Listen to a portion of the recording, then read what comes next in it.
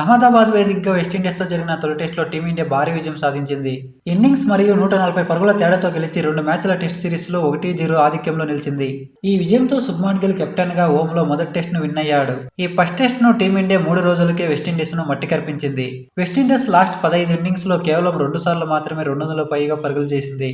ఇక తొలి ఇన్నింగ్స్లో 286 పరుగులతో వెనుకబడి మూడో రోజు రెండో ఇన్నింగ్స్ను స్టార్ట్ చేసిన వెస్టిండీస్ జట్టు కేవలం 146 పరుగులకే ఆలౌట్ అయింది. మహమ్మద్ సిరాజ్ అండ్ రవీంద్ర జడేజా విండీస్ జట్టును చిత్తు చేయడంలో కీలక పాత్ర పోషించారు. మూడో రోజు ఆట స్టార్ట్ కాకముందే టీమిండియా ఓవర్ నైట్ స్కోర్ 5 వికెట్ల నష్టానికి 448 పరుగుల వద్ద తన తొలి ఇన్నింగ్స్ ను డిక్లేర్ చేసింది.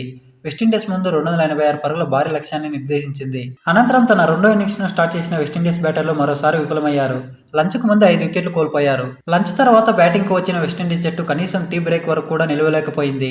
వెస్టిండీస్ బ్యాటర్లలో అలీ కతనేజ్ 38 పరుగులతో టాప్ స్కోరర్ గా నిలిచాడు. జస్టిన్ గ్రీవ్స్ 25 పరుగులు, జాన్ క్యాంప్బెల్ 14 పరుగులతో మాత్రమే 2 అంకెల స్కోర్లు చేశారు.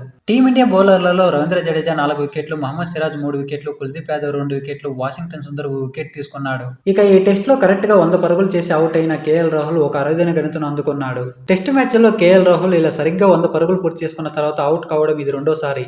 జూలైలో ఇంగ్లాండ్తో లార్డ్స్ టెస్టులోనూ సెంచరీ చేసిన తర్వాత కేఎల్ రాహుల్ పేర్లను చేరాడు. ఇలా ఒకే క్యాలెండర్ ఇయర్లో ఒక ఆటగాడు సరిగ్గా 100 పరుగులు చేసి 2 సార్లు అవుట్ కావడం విశేషం. 148 ఏళ్ల టెస్ట్ క్రికెట్ చరిత్రలో ఇదే తొలిసారి కూడా. అదే విధంగా ఓవరాల్ గా టెస్ట్ కెరీర్లో 100 పరుగుల వద్ద 2 సార్లు అవుట్ అయిన 7వ ప్లేయర్ గా కూడా కేఎల్ రాహుల్ నిలిచాడు. అదే విధంగా రవీంద్ర జడేజా కూడా ఒక అరుదైన ఘనతను అందుకున్నాడు.